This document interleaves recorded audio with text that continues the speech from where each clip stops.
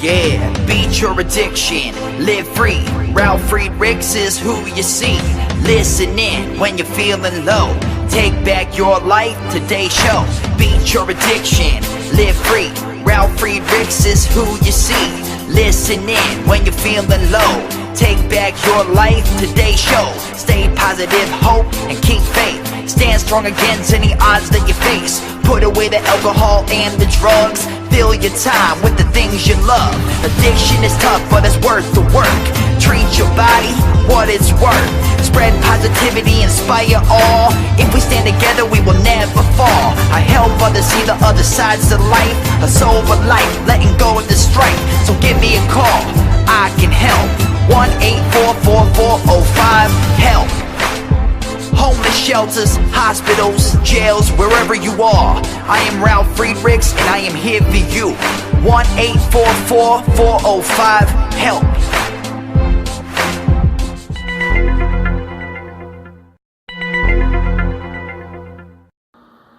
Good morning. My name is Ralf Friedrichs. I'm an addiction recovery coach, a life coach, host of this show, To Take Your Life Back, today's show, and radio show. And don't forget, I'm also an author of 2 books with a 3rd book coming out.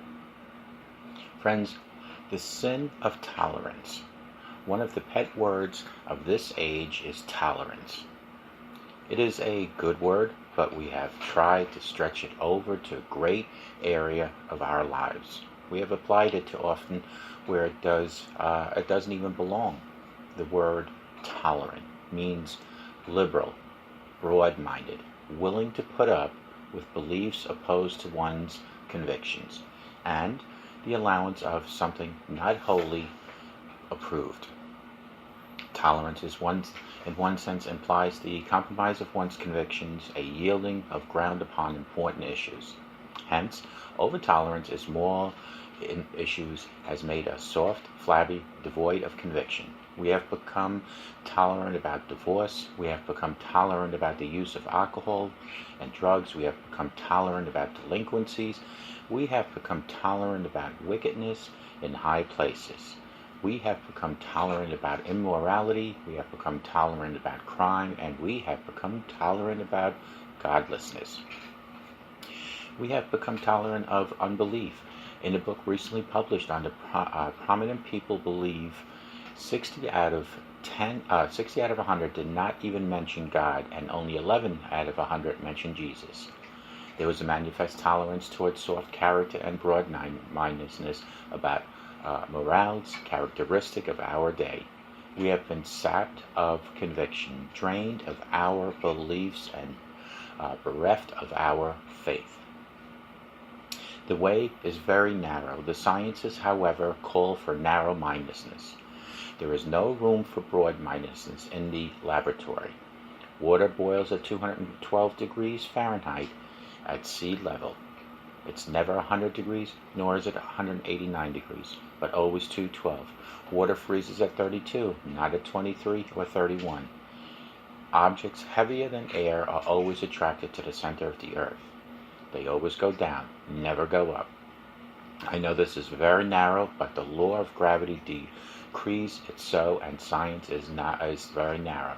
Take mathematics, for instance. The sum of 2 plus 2 is 4, not 3.5. This or that seems very narrow, but arithmetic is not broad. Neither is geometry. It says that a straight line is the shortest distance between 2 points. That seems very dogmatic and narrow, but geometry is intolerant. A compass will always point to the magnetic north. It seems that it's very narrow view, but a compass is not very broad-minded. If it were, all ships at sea and all planes in the air would be in danger each and every day. Friends, if you should ask a man the direction to New York City and he said, "Oh, just take any road you wish, they all lead to there," you probably would question either his sanity or his truthfulness.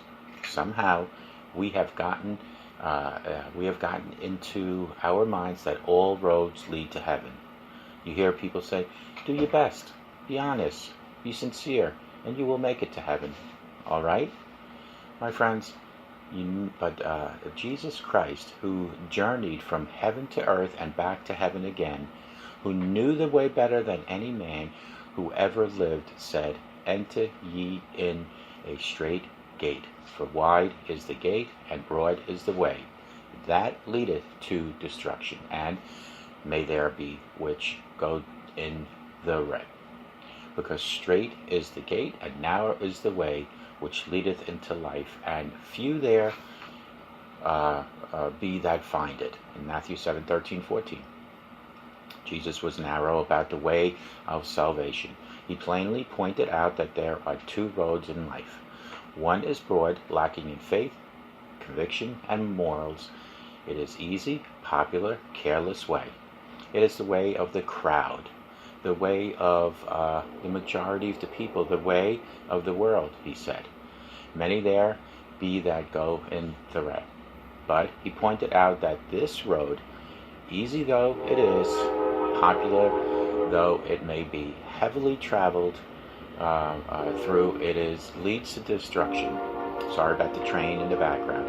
And in loving, compassionate intolerance, he says, Enter ye in at the straight gate, because straight is the gate and narrow is the way which leadeth into life. Do you see that there's a fork in the road all the time? Our Lord's tolerance, his ways, has tolerance of a pilot who maneuvers his plane through the storm, realizing that a single error, just one flash of broad minuses, might bring disaster to those passengers on the plane. Once, while flying from, I think it was from Korea to Japan, we ran through a rough snowstorm, and when we arrived over the airport in Tokyo, the ceiling and visibility were almost zero. The pilot had to make an instrument landing. I sat up and looked out the window and watched people around me just sweating it out. And that plane was brought to the ground by control approach. A man at the tower at the airport, I heard, was talking to the pilot. I did not want, the pilot said, I didn't want the pilot to be broad-minded, because he knew that our lives depended on, just so that when we come in for the landing in the great airport in heaven, I don't want any broad-mindedness. I want to come in on the beam, and even though I may be considered narrow here, I want to be sure of a safe landing there. Christ was so intolerant of man's lost estate that he left his lofty throne in the heavenlies, took on himself in the form of a man, suffered at the hands of evil men, and died on the cross to purchase our redemption. So serious was man's flight that he could not look upon it lightly. With the love that was his, he could not be broad-minded about the world, held captive by its lusts, its appetites, and its sins. Having paid such a price, he could not be tolerant about man's indifference towards him and the redemption he had wrought. He said, He that is not with me is against me, in Matthew 12:30. He also said that he that believeth on the Son hath everlasting life, and he that believeth not the Son shall not see life, but the wrath of God abideth upon him. That was in John 3:36.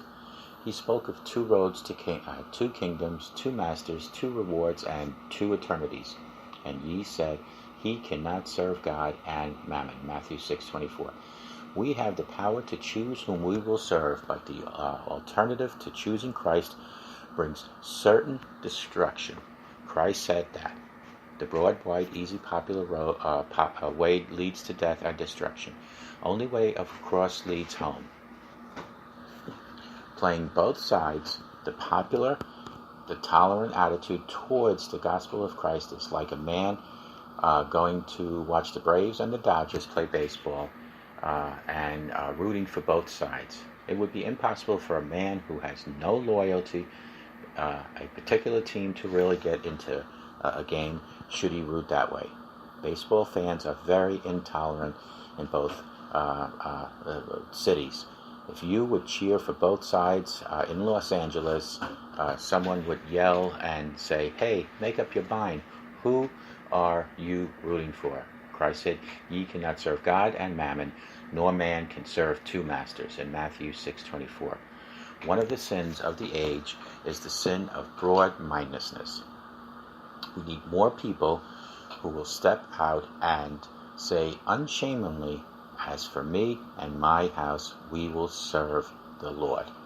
Folks, call me at 844-405-HELP, because together we can take our lives back. Be good to yourselves, be good to each other. Remember, a simple smile to a total stranger can help them forever and can change your life. And always remember that put God first. This beautiful Sunday, put God first. Put God first, and you will see that heaven will be waiting for you. And may God bless you, and take good care. And we'll talk to you guys real soon, like tomorrow. May God bless you. Take care. Bye-bye.